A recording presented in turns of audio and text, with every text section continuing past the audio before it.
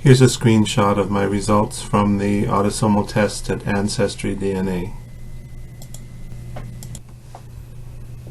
I was quite energized by the results of the 3 companies that tested my autosomal DNA because of the anomalous Melanesian, or one said Papuan, DNA that turned up in my mixture. Now that part of the world is exactly the opposite one from where I thought all of my ancestors were from, and so it interested me a great deal. And here's what I did with it.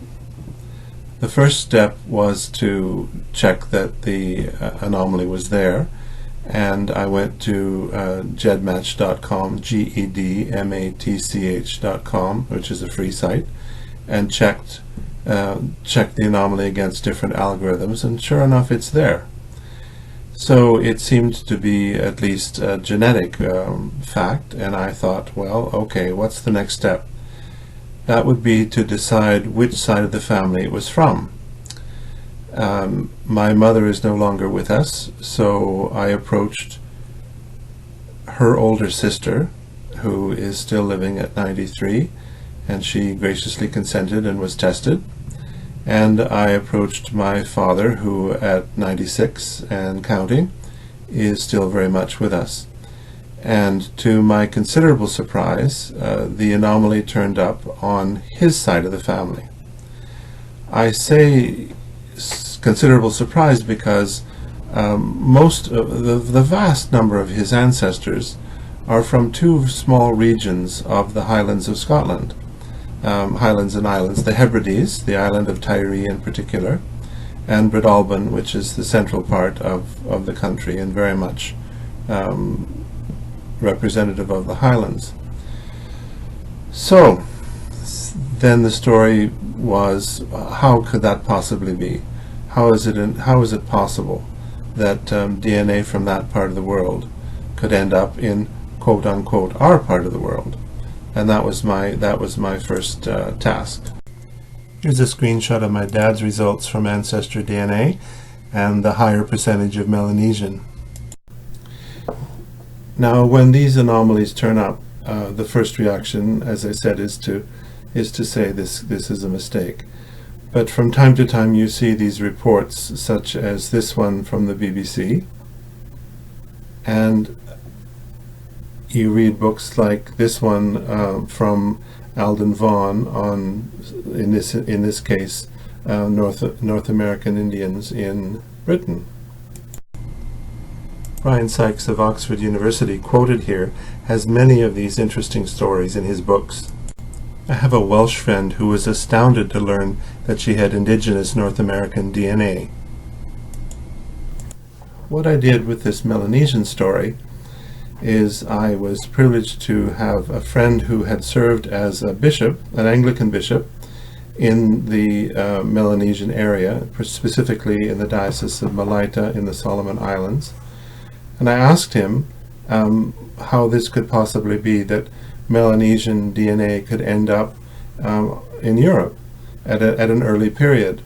The percentage was so small that the various tables I consulted thought it was probably before 1650. What he told me was that the Dutch in the 16th century used in their explorations, as the Spanish had in the century before them, to kidnap Melanesian children to sell them as curiosities in Europe because they were blonde-haired and dark-skinned, such as this picture, which is of course a modern one. They're certainly adorable in any century, so I'm glad to have that kind of background. This is the Right Reverend Terry Brown, who is living in Hamilton, Ontario in his retirement. And here we have a Dutch ship of the 17th century, which is undoubtedly what brought this child to Europe. And here is the part of the world from which this DNA came. The next step, of course, is to see how it's possible that those stray genes could end up in my part of the world. Now here's where I made an assumption which turned out to be false, but it's a good story, so get yourself a drink and, and here it is. 30 out of 32 of my father's ancestors on this pedigree chart are from Scotland. Specifically, two small regions of Scotland, the Hebrides, the island of Tiree in particular, and the region of central Scotland called Breadalbane, as on these maps. Here is my dad's pedigree chart. If you think you connect in any of these lines, by all means, get in touch. Just parenthetically, the Vikings contributed a lot genetically to Scotland, which accounts for why a third of our DNA is Viking. Here are the two small regions that my dad's ancestry are from in historic time. So I developed this intuitive fantasy, and intuition has its role in genealogy, but it can lead you astray, so be careful of that if you are into intuitive or feeling kinds of approaches to these problems. Those are useful functions to have, but perhaps it's something you can just put on the shelf for a second.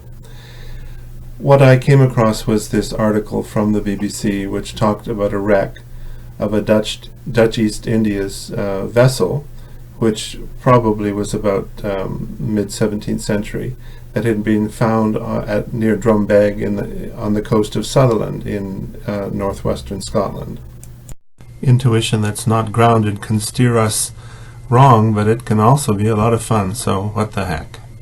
The marine archaeologist said that nothing of the crew and the passengers was known, and so my intuition leapt somehow that either a young Melanesian girl or boy was swept up into the culture of Gaelic Scotland, and it was a nice story. It was a romantic one. It would still make a great novel, and it allowed me to have a great fantasy about why I bear the surname Black.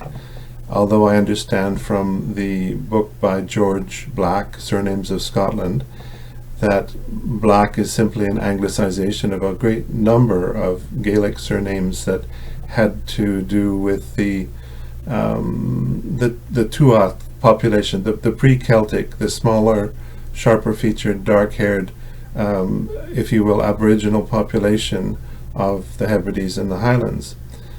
So I had this lovely fantasy that we stood out amongst all the blacks because we were actually black at one point, but it was a nice story. It didn't last. Eventually, we come to our senses and stick to the facts.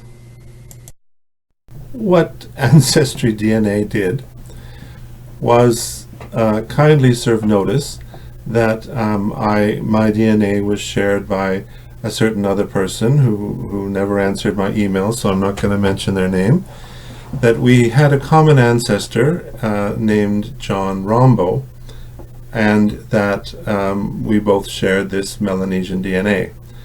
So the plot thickens.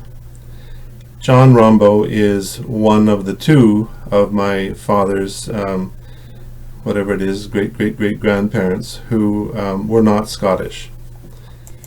It's entirely possible that the mitochondrial DNA in this line is Melanesian, and that needs to be tested. In fact, Rombo seems to be an anglicization of a German surname Rambach, and it may, who knows, might even have been French before that. This family was from a highly disputed area of the boundary between Germany and France, and several times was overrun and several times repopulated. Most importantly for my story, the Melanesian DNA is that it's on the Rhine River, and the Rhine River is a very easy trip to and from the seaports of the Netherlands, which is of course where these hapless kidnapped Melanesian children would have turned up. These modern boundaries are good enough to show you approximately where these loyalist people were from. When Georg Ludwig of Hanover became King George I, many German-speaking Protestants thereafter had access to settlement in the North American colonies, and that's probably why they were loyal when the Revolution came. The question now is where to go and find an actual name for this ancestor, and of course it would be in that section of my ancestry which includes John Rombo, and in fact his wife, because it could well be on his wife's side. Ancestry is ever so slightly sexist in saying that you're descended from so-and-so, where you're obviously descended from so-and-so and his wife. Anyway, that's where I'm left right now. It's probably a much more prosaic, ordinary story than my great novel in the making about Hebrideans and Melanesians, but it was great fun. What I think I've learned from this is to enjoy intuition, enjoy imagination, but when you're doing genealogy, to stick to the facts. The likelihood is that the most simple explanation is the right explanation. The bottom line is that you may just never know. You may never know for sure what the true story is. However, I think enough support has been shown for the Ancestry DNA test and the other one from Family Tree DNA and 23andMe. They've shown enough intriguing anomalies that it makes genealogy exciting. It sort of pepped me up, and it's got me back doing some work on other so-called brick walls. So I leave you with this thought, which I've thought before and which I will always be reminded of again when my intuition gets the better of me, and it is to stick to the facts. So stick to the facts, ma'am, just the facts. Somewhere on this chart belongs the name of a Melanesian kidnapped in the 17th century.